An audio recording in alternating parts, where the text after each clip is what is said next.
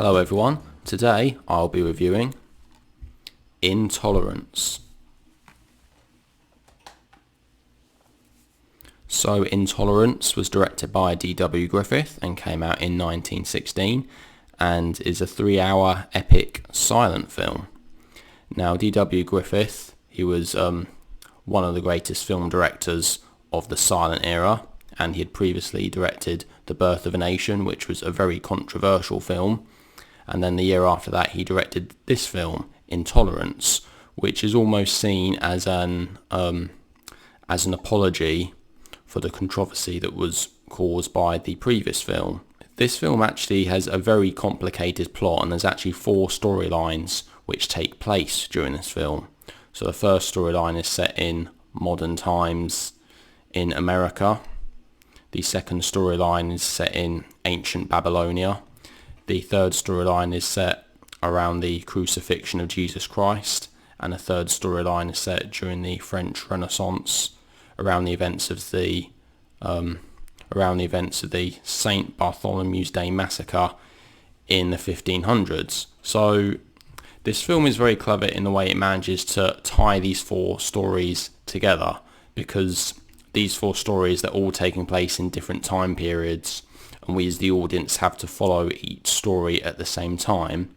But each of these stories, they have a common theme, and the common theme is really the theme of good versus evil, or the theme of love versus hate.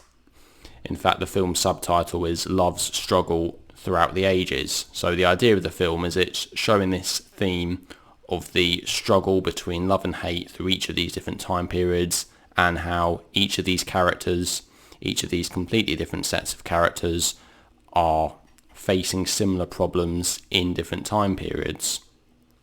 Now, some people may find this film quite hard to follow, because we do actually spend different amounts of time in different time periods. So really, most of the film is spent in the modern times or in the ancient Babylonian times. So in the French Renaissance section of it, we really don't get very much time, and I actually did find it fairly difficult to focus on what was going on in this section.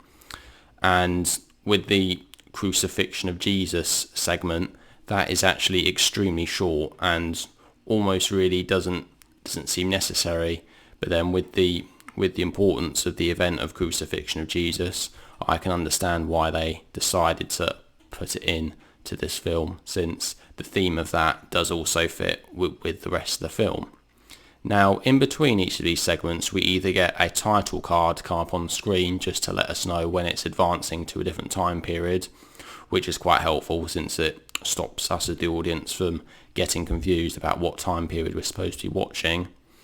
And then in between, we sometimes get Lillian Gish's character, who is supposed to be the eternal mother character, and she is essentially just rocking a cradle with her foot, and we see this go backwards and forwards.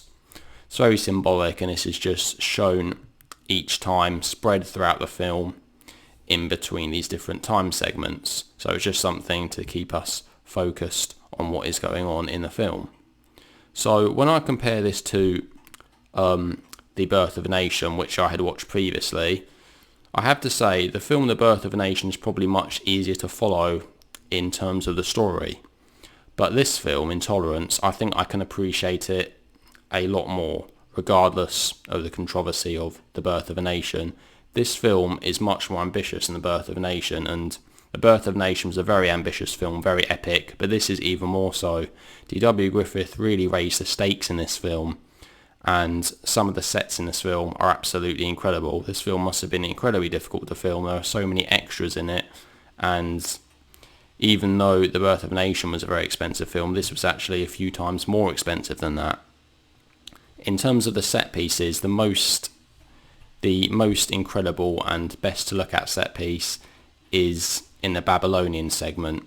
So in this segment we have this massive set that you can see. It's absolutely humongous, and it really is impressive when we first see it. It's just so epic and so grand, and we see so many people in this shot. In this Babylonian segment, it's incredible the amount of extras they must have used just for this segment alone. Really is incredible. And actually, in terms of each of the 4 segments, in terms of the storyline and how interesting I found it, the Babylonian segment was definitely the most interesting to me. In terms of the least interesting, probably the French St. Bartholomew's Day massacre, although it did get more interesting towards the end. And in fact, each of these 4 segments, they towards the end of the film, the pace of the film really does pick up towards the end of the film, and each segment gets really interesting towards the end, and there's not much time between each segment towards the end, so we see something exciting happen in one segment, then it moves quickly to the next segment, and in each segment something really interesting is happening, and it's all building up to the end of each segment at the same time, which actually makes it really intense and quite exciting to watch, I have to say. So for a silent film, I think this was very impressive. The film came out in 1916, remember, so you really have to appreciate the effort they put in and how hard it was to make a film like this.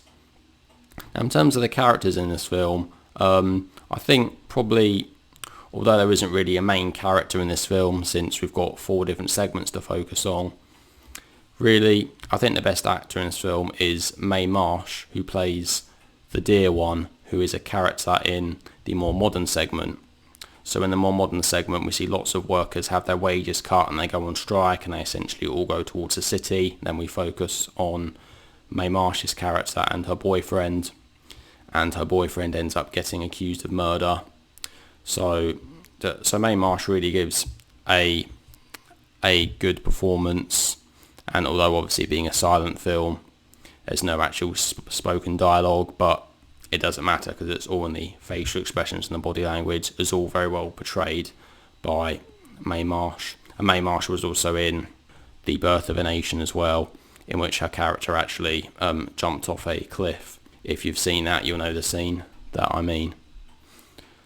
So overall, I have to say Intolerance is a fantastic silent film. I really enjoyed it. The only thing I would say is that the plot is fairly difficult to follow in quite a few places. At the start, it did take me quite a while to get used to what is going on in each segment, because there is quite a lot going on in this film. There's quite a lot to keep track of.